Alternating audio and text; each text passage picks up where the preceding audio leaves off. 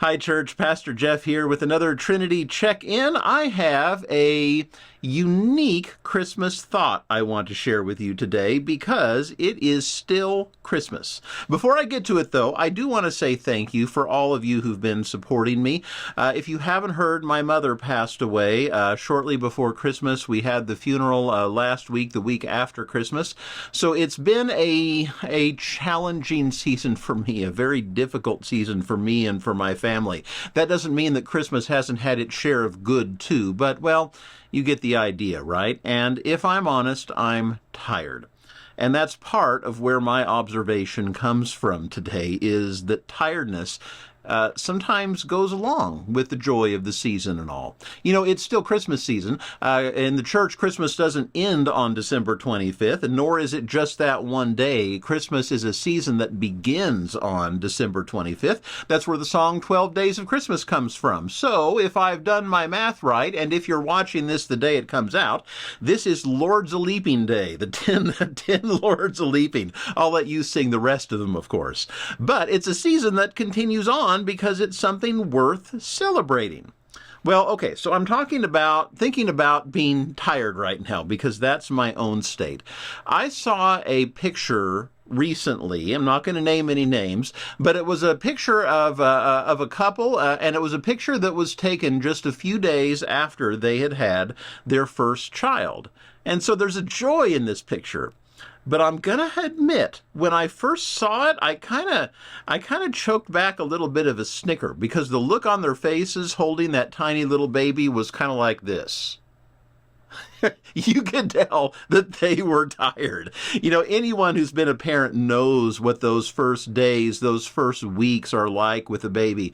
I know when Ricky and Sam were born, it was not that. Now, you know, I'm a big, proud nerd, right? It was not too terribly long after the TV show Battlestar Galactica had come out. Maybe there's a few of you that know. This is the not the 80s one, but the newer one in the 2000s. One of the first episodes of that series was an episode titled 33, where their spaceship was attacked exactly every 33 minutes all day long.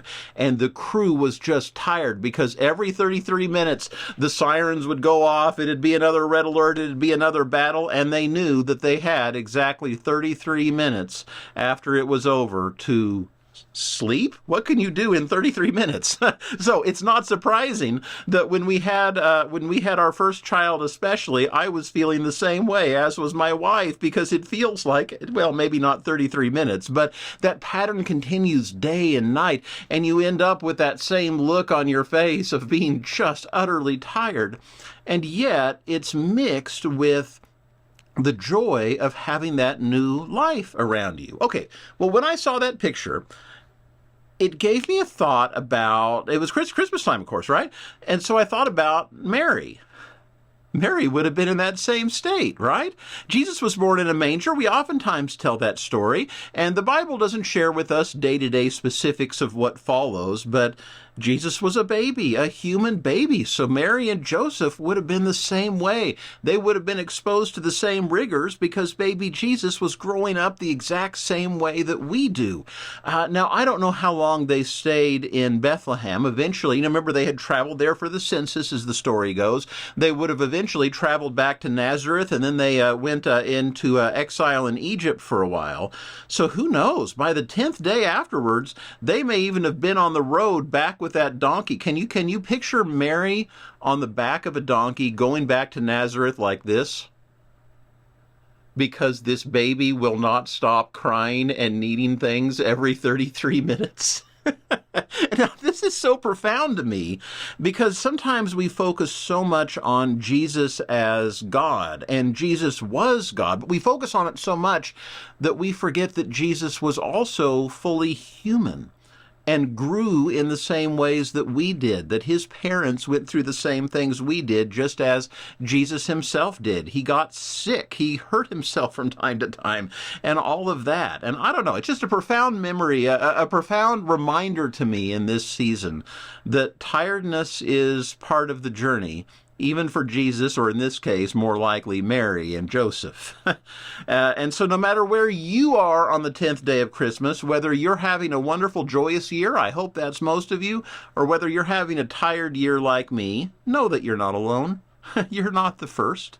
And know that even in our tiredness, even whatever challenge faces us in life, Jesus is there. That God is there, knowing what we're going through and helping us through every bit of it.